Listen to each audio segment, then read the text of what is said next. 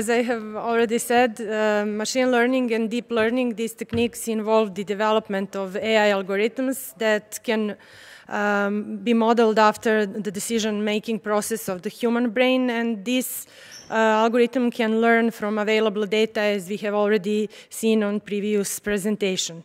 As I have mentioned, EASA's definition, I will refer also to their document AI roadmap, which identified 3 levels of classification of AI application. The first level of AI is assistance to human. The second one is human AI teaming, and the third one is advanced automation. Sorry. Each of these levels is further divided into sub-levels. Therefore, we have level 1A, which is human augmentation, which means that AI system just provide additional information without any suggestion to end users.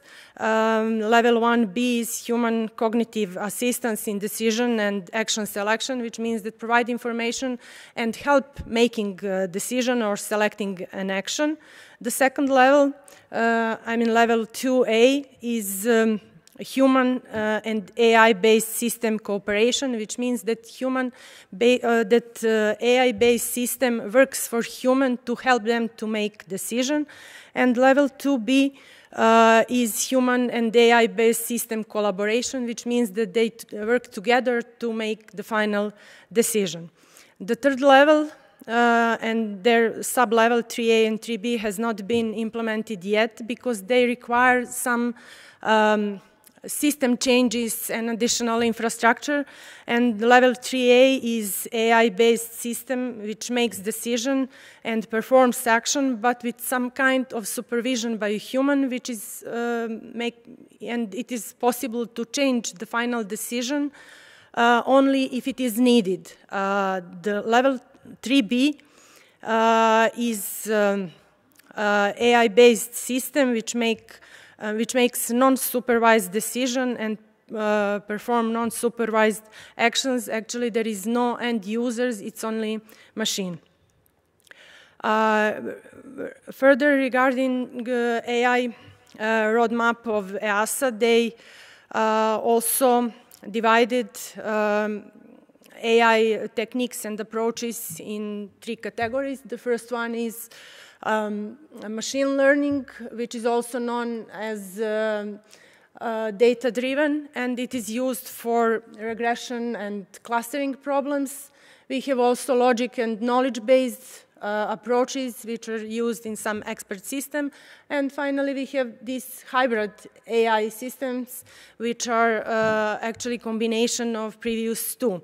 As a subset of machine learning, we all know there is a deep learning, which works with different kind of neural networks. And what we mentioned at the end of my presentation and my colleague is an example of expert system with application of fuzzy logic and also decision tree usage for delay prediction. Bearing in mind that air traffic demand is constantly increasing, we have also some environmental standards, new standards, increased complexity in the system. It is evident that AI could offer some new possibilities and also some solutions for problems that appears and that could appear. So AI will influence and currently is influencing the whole air traffic systems. So these are some domains of influence of AI. It's for sure aircraft design and operations, aircraft production and maintenance, environment, ATM, as we have already seen aerodromes, then innovative air mobility, cybersecurity, and safety risk management. But also it is important to see application of AI per stakeholders in aviation. So in air traffic management, we can find in literature different examples of application of AI, such as conflict prediction, automatic speech recognition, flow management, and so on. For manufacturers, it is also evident that they can also use AI in producing aircraft. It's in product designing, better fuel efficiency, effective supply chain management, training and practice.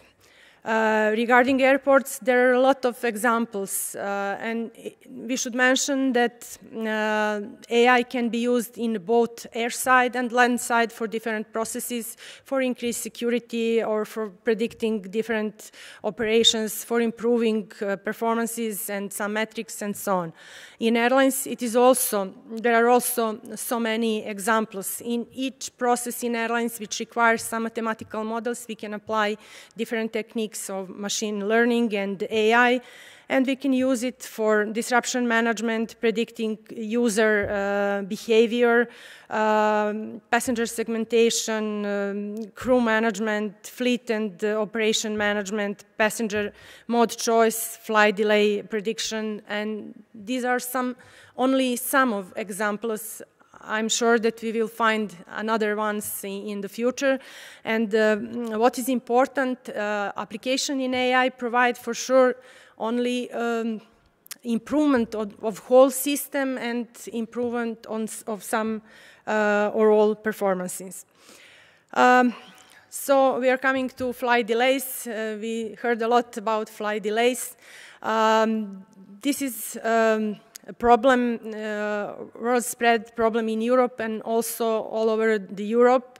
And increasing air traffic leads to additional flight delays, and that costs airlines and passengers and society billions of euros per year.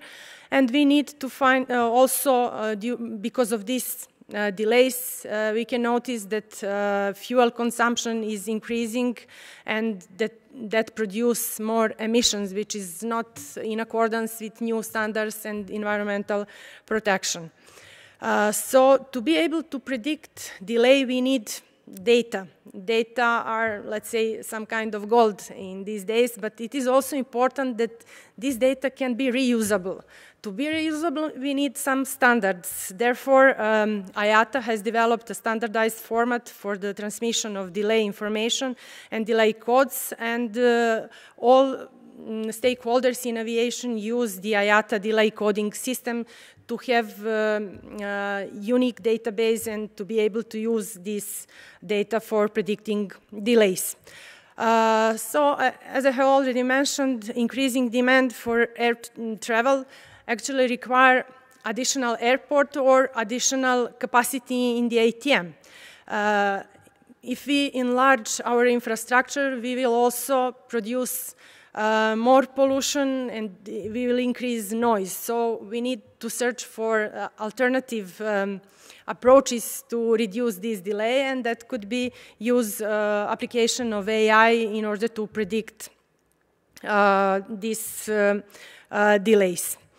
We can predict flight delays using different approaches or different techniques. Sometimes it depends on data we have. Sometimes the data impose the technique which could be used. And what I want to just to mention and to show the idea which currently we are working on is using application of fuzzy logic system to predict flight delays. Because I have little time for talk, I will skip this slide where I'm explaining how fuzzy logic works. So I can show you just this idea, what are we trying to do? We are currently playing with the data, trying to find appropriate input and output vectors to be able to adequately predict the duration of delays. So for now, we as I said, this is very early beginning phase, and this is just an idea and possibility how to apply fuzzy logic to flight delay prediction. So we use these 3 input data sets. It's number of transfer passengers on flight, daytime when flight is performed, and also severity of the delay caused. And we are trying to apply some different type of fuzzy inference systems to predict duration of these delays. But we faced some, let's say, problem which can be also, it can be said that it is limitation of fuzzy logic system, because sometimes you have the same input which produce different outputs, and that cause opposing, conflicting rules in our fuzzy rule base, and that can be a problem during our predictions. So in short, when we finish this model and when we have some results, we will come here again and present you something more specific. Now it's only idea, and I would like to give floor to my colleague. She had some results with another approach. Thank you for your attention.